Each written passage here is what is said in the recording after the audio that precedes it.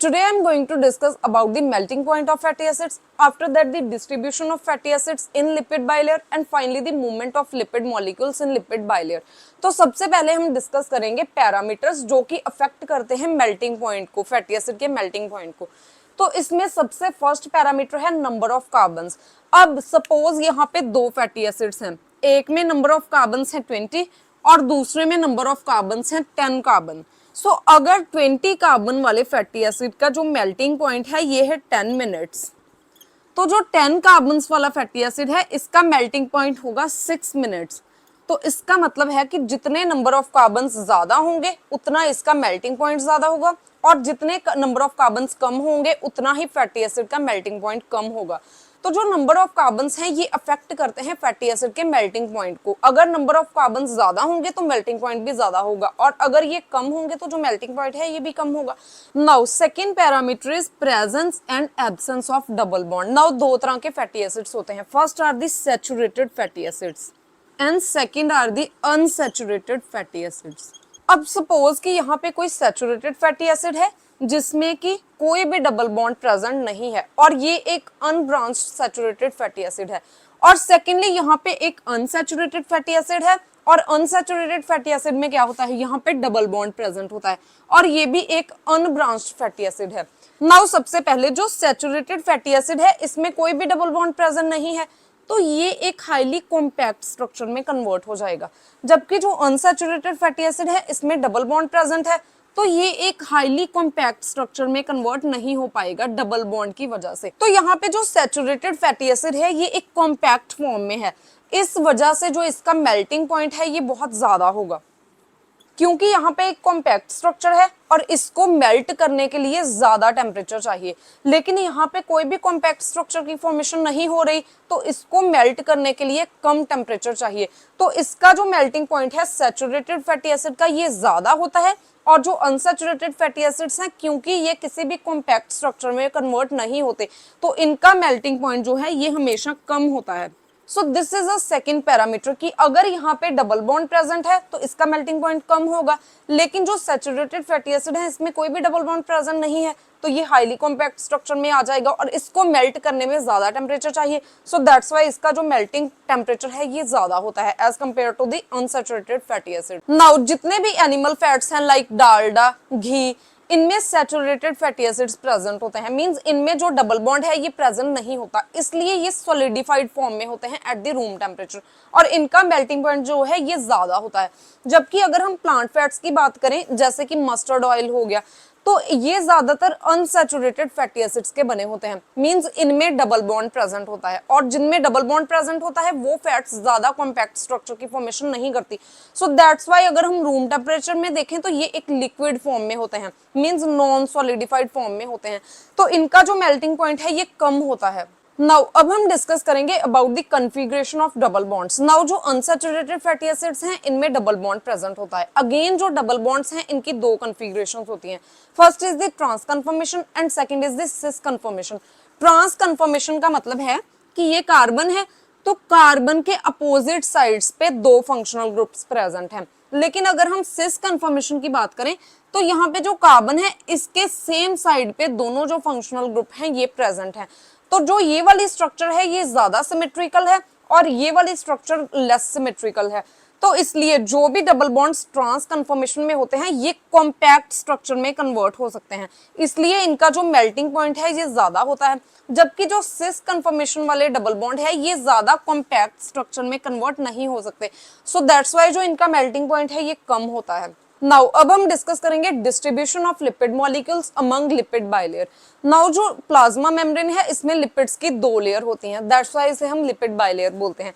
तो ये ऊपर वाली लेयर है इसे बोलते हैं आउटर लीफलेट और नॉन साइटोसोलिक लेयर, और जो दूसरी लेयर है ये अंदर की तरफ है इसे हम बोलते हैं इनर लीफलेट और साइटोसोलिक लीफलेट। तो ये जो आउटर लीफलेट और इनर लीफलेट है इसमें लिपिड्स की जो डिस्ट्रीब्यूशन है ये एसिमेट्रिकल होती है।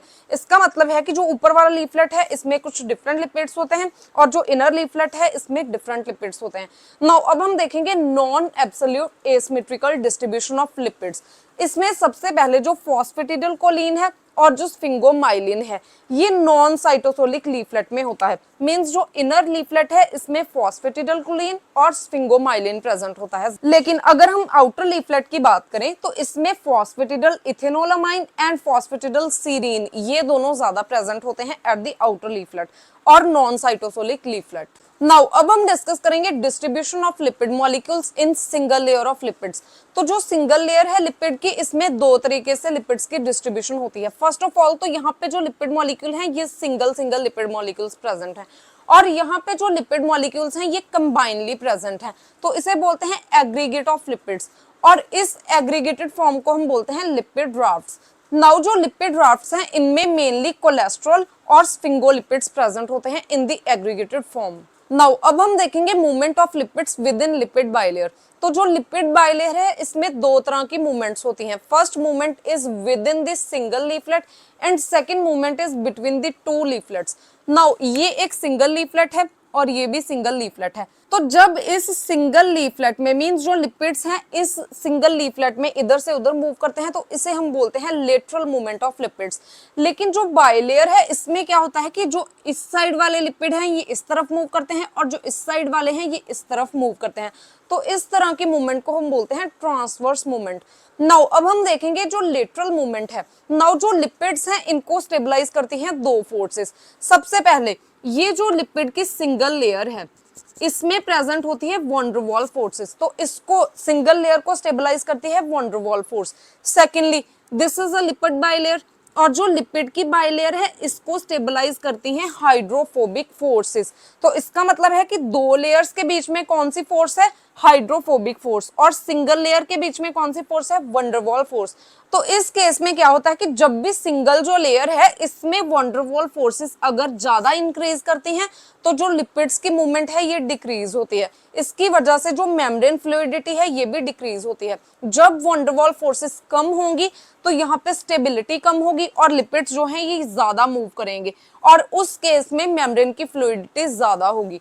लेकिन सेकेंडली अगर हम देखें movement of lipids between the two leaflets और बाइलेयर तो इसको हम बोलते हैं ट्रांसवर्स मूवमेंट। और जो ट्रांसवर्स मूवमेंट है ये एक नॉन स्पॉन्टेनियस मूवमेंट है। नॉन स्पॉन्टेनियस मूवमेंट इसलिए है क्योंकि इसमें एक तो पोलर रीजन प्रेजेंट है और secondly non polar region present है, तो इसलिए स्पॉन्टेनियसली जो लिपिड्स हैं ये इधर से उधर मूव नहीं कर सकते। इनकी मूवमेंट के लिए यहाँ पे स्पेशलाइज्ड प्रोटीन्स यूज होते हैं। So this type of movement is mediated by different type of proteins, जबकि यहाँ पे कोई भी प्रोटीन यूज नहीं होता और ये एक एनर्जी फ्री मूवमेंट है, इसमें कोई भी एनर्जी यूज नहीं होती इस मूवमेंट में। लेकिन जो ट्रांसवर्स मूवमेंट है it is a energy dependent movement, इसमें एटीपी का यूज होता है। नाउ अभी हमने देखा कि जो दो लीफलेट्स हैं इनमें जब लिपिड्स की मूवमेंट होती है तो it is mediated by different proteins. तो यहाँ पे हम देखेंगे कि कौन से प्रोटीन्स हैं जो कि लिपिड्स की मूवमेंट को असिस्ट करते हैं। First is the flippase. जो फ्लिपेज है it is a P type transport ATPase protein और ये जो प्रोटीन है इसकी एक्टिविटी डिपेंड करती है एटीपीज पे और ये लिपिड्स को मूव करवाता है अगेंस्ट द ग्रेडियंट। उसके बाद जो फ्लिपेज है ये ट्रांसपोर्ट करता है glycerophospholipids from the non cytosolic to cytosolic leaflet. Means जो फ्लिपेज है ये इस डायरेक्शन में लिपिड्स को मूव करवाता है आउटर लीफलेट से इनर लीफलेट में।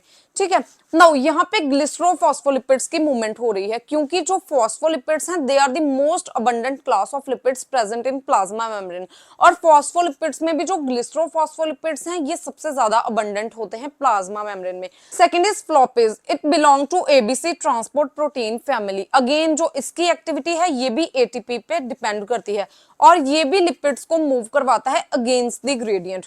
उसके बाद जो फ्लोपेज है ये ट्रांसपोर्ट करता है glycerophospholipids from cytosolic to non cytosolic leaflet. Means जो फ्लोपेज है ये इस डायरेक्शन में जो लिपिड्स हैं इनको ट्रांसपोर्ट करता है from inner leaflet to outer leaflet, जबकि जो फ्लिपेज था ये आउटर लीफलेट से इनर लीफलेट में लिपिड को ट्रांसपोर्ट करवाता था।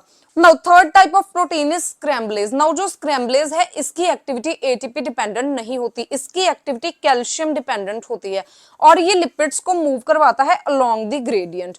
उसके बाद जो स्क्रैम्बलेज है ये इंश्योर करता है that the two leaflets are equally populated with lipids. Means जो दो लीफलेट्स हैं इनमें इक्वल डिस्ट्रीब्यूशन करवाता है लिपिड्स की स्क्रैम्बलेज। तो स्क्रैम्बलेज की ये एक्टिविटी है और ये लिपिड्स को मूव करवाता है along the gradient. So this is all about the melting point of lipids, distribution of lipids and movement of lipid molecule in bilayer. If you have any type of query, please ask me in comment section, and if you find the content useful, please like and share the video and subscribe my channel Biology on Earth.